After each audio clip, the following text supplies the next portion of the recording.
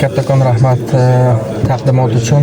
Men o'ylaymanki, Yaponiyaning Nagoya universiteti O'zbekiston bilan bo'lgan hamkorligida 20 yildan ortiq hamkorlik olib boryapmiz va bu hamkorliklar va ikkinchi prezentatsiyangiz juda ham muhim edi. Bu o'sha zilzila to'g'risida seysmik holatlarni oldini olish bo'yicha va o'ylaymanki, bu loyiha juda ham foydali bo'lib o'tadi kelajak uchun, shuningdek milliy tadqiqot uchun ham juda ham muhim deb o'ylayman. Shu bilan birgalikda o'sha vakillar qatnashmoqda va ular uchun ham juda ham muhim deb o'ylayman. Hozir esa hurmatli Inomjon Majidovni nimaga chaqirmoqchiman. O'zbekiston Milliy universiteti rektori. Assalomu alaykum. Dear distinguished guests and dear participants of our forum organizers.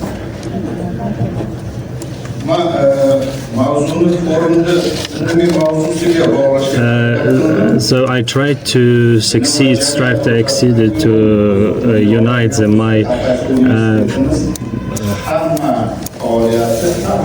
my topic with the general topic of the forum. So it's my topic is about the social responsibilities of higher education in our society. So over here, I have to tell that consideration about the society has a great influence to achieve some successes in the future. So over here we have to mention that in the fifth forum that Uzbekistan Japan universities is considered.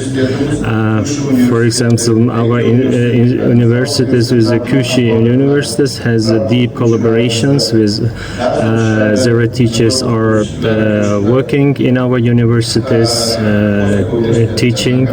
From Osaka universities, Nakamura is teaching our young generations since 7 years.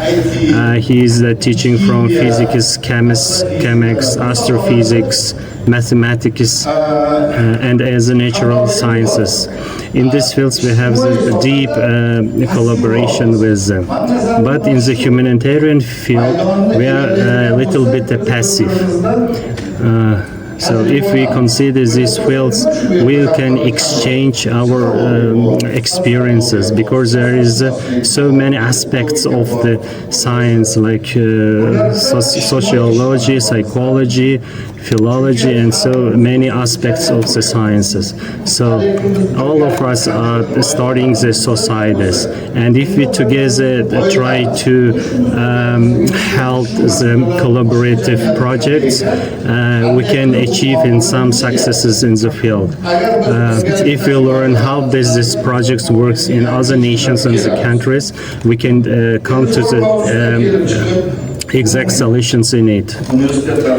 If we want to come to the forums, our topic about the social responsibility of higher education in our society, where all the universities' aims is targeted to it. In Uzbekistan, the reforms and the changes are carrying out throughout the years. 8 years before, starting 2017, the President of the Republic of Uzbekistan, with the degree of the President, it started crucially changed. Here we have exceeded to renew the academic independency, strive to fulfill our laws and the economical and the social spheres, and also we came to the solutions of the development and prospect of these fields among the educations. Pedagogical staff's salary and their status became very important and main aims of these laws.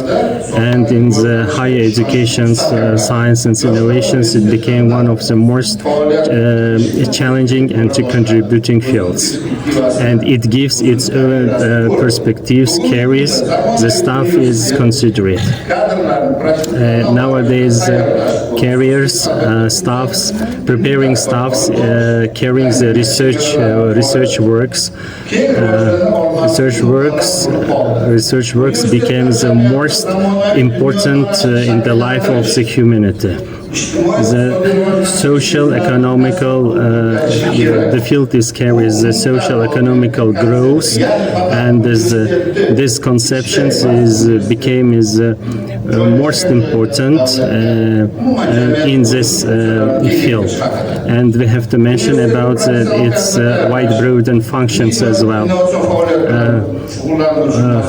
We have to find out that the universities, it's not only the place of the academic and the scientific field, but it also has influence in the deep influences in the culture and society of the nations and people also.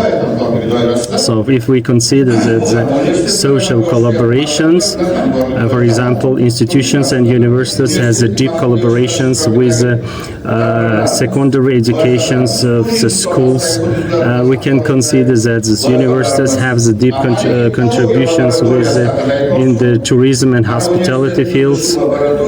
And we have to speak about the universities of laboratory. Laboratories also works about the traditions, habits, cultures, language, philology, diasporas, and international exchange carries research works. The social sciences department works on the social perspectives and tries to analyze and synthesis of this, giving the challenges. Our professors and researchers are working on the field of near the banks of the Aral Sea, and this carries near the Aral Sea research works. The universities, this project also gives a contribution in the development of universities as a field of the science, the place of the science. So it also contributes the place that it's very important, that gives the practical correspondences before the society as well. So our partners with the Japanese universities can collaborate in these fields as well. The social processes in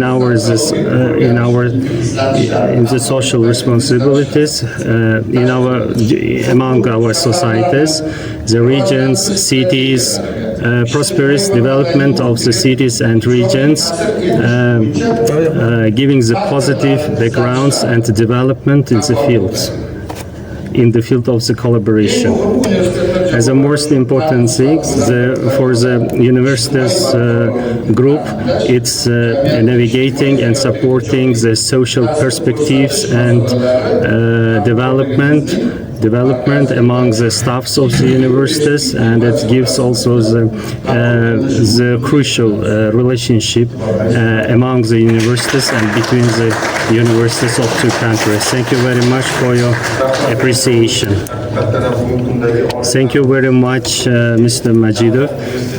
Today's universities should be the center of the knowledge. Not only the center of the knowledge, but its support should be. It has to be the place for the development of the social communications and responsibilities, or between the among the societies.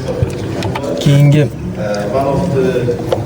nutqimizni professor Nagata Kiyosakiga beramiz. Tsukuba universiteti rektori. Millatlararo, madaniyatlararo va jamiyatlararo kelajakdagi qo'shma loyihalar to'g'risida, ta'limning qo'shma loyihasi to'g'risidagi mavzu bilan tarjima qilasiz.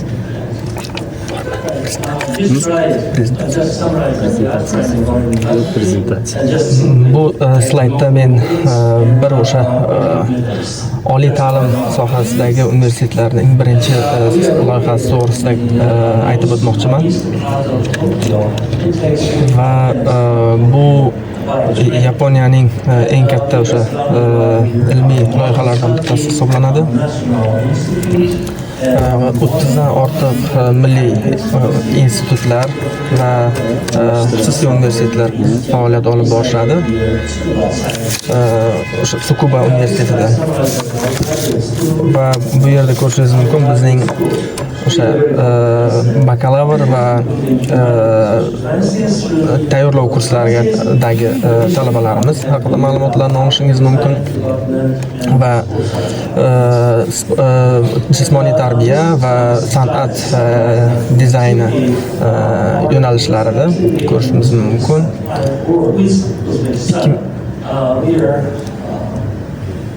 O'zbekistonda juda ham ko'p hamkorliklarimiz bor.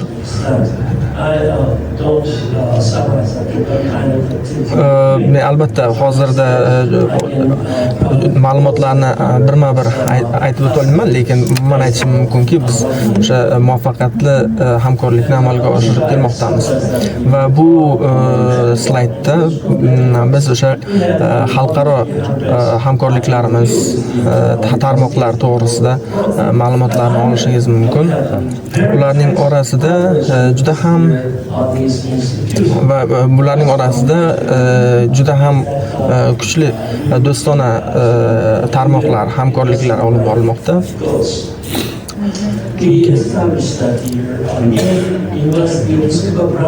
Biz o'sha Tsukuba universitetining yangi filiallarini tashkil qildik va 2-yil ketyapti bu filiallarni tashkil qilganligimizga. Torontodan trans disiplina bo'yicha, ya'ni trans aloqalar to'g'risidagi tarmoqlarimiz filiallarda faoliyat olib bormoqda. Va bu kampuslarning faoliyatiga e'tibor qaratadigan bo'lsak, xalqaro strategik hamkorlik bo'yicha sohasida bu kampuslar juda ham katta o'rin o'ynaydi. Bu albatta almashinuv dasturlari doirasida va bunda partner, ya'ni hamkor universitetlarimiz o'rtasida almashinuv dasturlari doirasida juda ham katta rol o'ynaydi. Bu slaydda siz bizning hamkorlarimizni ko'rishingiz mumkin. Qozog'istondagi O'zbekistonda afsuski bunaqangi hamkorligimiz yo'q va bu narsa haqida o'ylab ko'rishimiz kerak albatta. Va o'sha loyihalarimizga ko'ra o'sha ijtimoiy ta'sir doirasida madaniyatlararo kampuslar loyihamizni sizga tushuntirib o'tmoqchiman. O'sha ya'ni tayyorlov kampuslarida birgalikda, misol uchun siyosiy proyektlar, birgalikda piyoda yurish, sog'liqni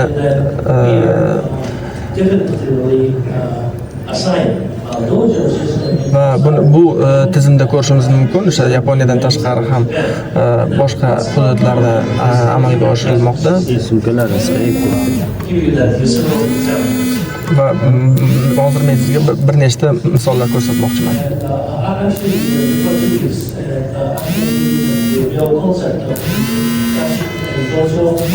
Bundan oldin Gashu va Dojo tizimining asosiy mazmuni haqida ma'lumot berib o'tmoqchiman. Bu o'sha talabalar o'qishdan tashqari o'sha mehnat faoliyati bilan amaliyotlarini o'tash imkoni bor va bunga o'sha turli xil kompaniyalarni va mahalliy hududdagi tashkilotlarni jalb qilib o'sha talabalarni ham nazariy ham amaliy bilimga ega bo'lishlariga katta hissa qo'shadi. Va bu yerda hamkorliklarni ko'rishingiz mumkin. Ba'zi hamkorlarimiz o'sha dojoni qo'llab-quvvatlaydi va ba'zilari o'sha kuzatuvchi sifatida faoliyat olib boradi. O'sha Tayvandagi o'sha Taipei proyektlariga qaraydigan bo'lsak, o'sha talabalarni rag'batlantirish, ya'ni motivatsiya berish borasidagi o'sha psixologik va ijtimoiy muhandislik sohalarida albatta juda ham katta rol o'ynaydi. Bu ikkinchi o'sha pilot namunamiz, sizga ko'rishingiz mumkin. Ibaraki birinchidagi bir nechta hududlar, ya'ni viloyatlar ijtimoiy infrastrukturalarni birgalikda o'sha talabalar tashqaridan, ya'ni xalqaro talabalar qatnashishi o'zlarining yo'llari, o'sha qo'llab-quvvatlashlar doirasida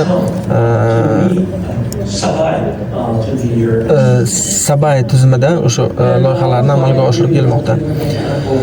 Va Gashuku deb atalgan yana bitta namunamizni sizga ko'rsatmoqchiman. O'sha texnologiyalar borasida ko'rishimiz mumkin. O'sha sog'liqni saqlash, ekotizimni barqarorlashtirish, shu bilan birgalikda oziq-ovqatda ekotizimni barqarorlashtirish mahalliy qo'mitada, mahalliy jamiyatda va o'sha gumanitar va ijtimoiy sohalarda bularni rivojlantirishimiz mumkin bo'ladi. Va buni tez orada hozir aytib o'tamiz. Dojo Pororompu shahrida bo'lib o'tadi. Malaya texnologiya universiteti tomonidan tashkil qilingan, hamkorlikda tashkil qilingan.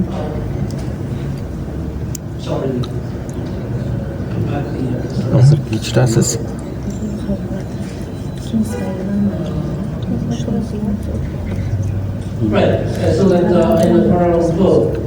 Va Kuala-Lumpurda ko'rishingiz mumkin, talabalar o'qishadi.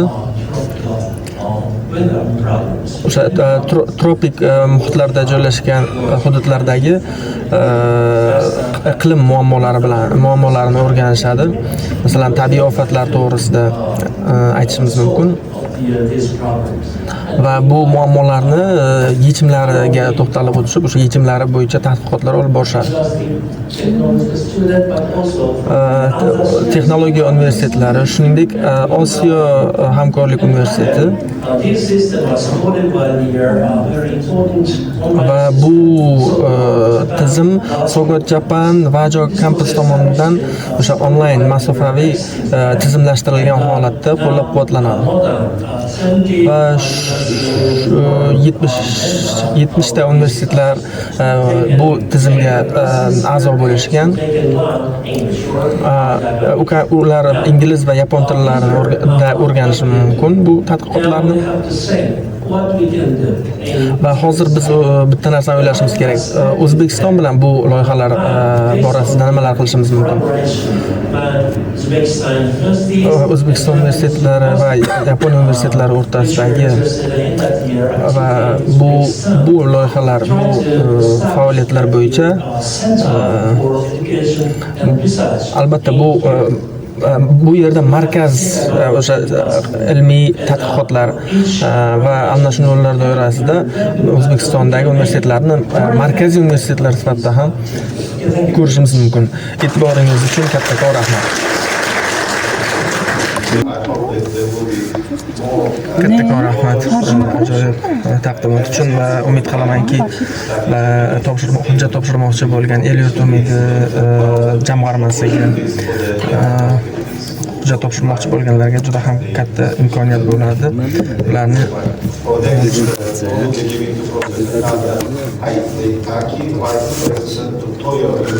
keyingi nutqimizni professor Tada Hayadakiga beramiz. Toyo universiteti prorektori. Xayrli kun, hurmatli delegatsiya ishtirokchilari. Mening ismim Tada Hayadaki. Men bugun ta'lim va fan, Toyo universitetida ta'lim va fan, amaliyot, SDH va innovatsiya to'g'risida ma'lumot berib o'tmoqchiman. Bugungi kunda men ikkinchisi Inoki Research Institute haqida gapirib o'tmoqchiman. Shu bilan birgalikda eng oxirgida ijtimoiy e'tiborni aytib o'tmoqchiman, faoliyatimizni aytib o'tmoqchiman. Birinchi kirish qismimizda biz Filosofiya akademiyasi 1887-yilda tashkil etgan. Kampusimiz Tokioning markazida joylashgan, ya'ni 4 ta kampus joylashgan bo'lib, 31 mingdan ortiq talabalarimiz bor va 1700 dan ortiq xalqaro talabalarimiz hozirda o'qishmoqda va shu bilan birgalikda 49 nafar talabalarimiz bakalavr darajasida, 36 nafar talabalarimiz esa magistratura bosqichida va shuningdek ular akademik sohalarni ham o'z ichiga olgan. Bizning ta'lim tizimimiz quyidagi prinsiplarga asosan qo'yilgan. Ya'ni filosofiya, ya'ni falsafani o'z falsafasini rivojlantirish va asosiy asarlarga qilingan va uchinchisi esa ijtimoiy sohalarga faoliyatlarga qilingan. Birinchi bo'lib aytib o'tganimdek, global innovatsiyalar tadqiqoti fakultetimizda, bo'limimizda biz asosan o'sha o'qish xarakteristikasi, o'qishning global sohalari, ya'ni xalqaro tadbirkorlik haqida gapirib o'tishimiz mumkin. Shuningdek, maxsus o'sha disiplinaga moslashgan maxsus sohaga atalgan va keyingi yo'nalishimiz bu tabiatni, atrof muhitni o'ylash. Innovatsiyalar, ya'ni tabiiy eko innovatsiya bo'yicha fakultetimizda biz asosan o'sha ijtimoiy muammolarni hal qilish, yechim topish, shu bilan birgalikda ilmiy muloqotga ega bo'lish qobiliyati,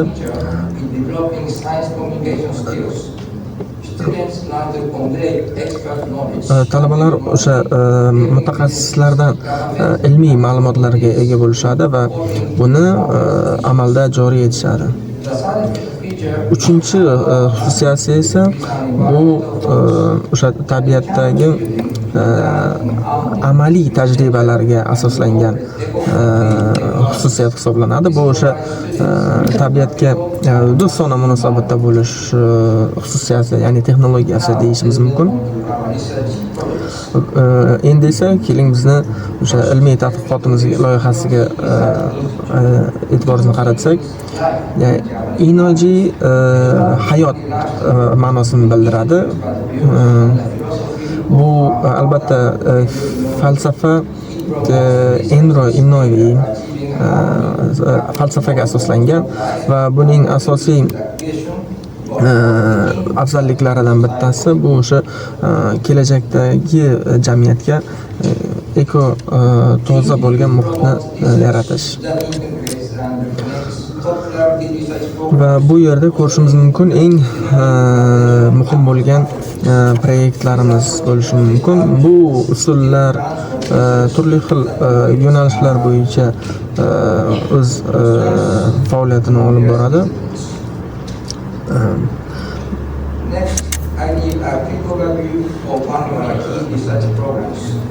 Keyingi ilmiy tadqiqotimiz, loyihasimiz turli xil o'sha innovatsion robototexnikalar va kripto texnologiyalarga qaratilgan o'sha amaliy eksperimentlar, ya'ni tadqiqotlar olib borish uchun. Birinchisini aytadigan bo'lsak, boya aytib o'tganimizdek, o'sha ijtimoiy soha bo'yicha dizaynlarga qilingan. Keyingi slaydimizda biz ko'rishimiz mumkin ijtimoiy jamiyatga hissasini qo'shadigan ijtimoiy faoliyatlarni aytib o'tishimiz mumkin. Bunda albatta biz zilzilalar, o'sha Noto yarim orolida zilzilaga qarshi bardoshlilik loyihasini amalga oshirishimiz mumkin. Bunda o'sha ko'ngillilik proyektlari, loyihalari mavjud.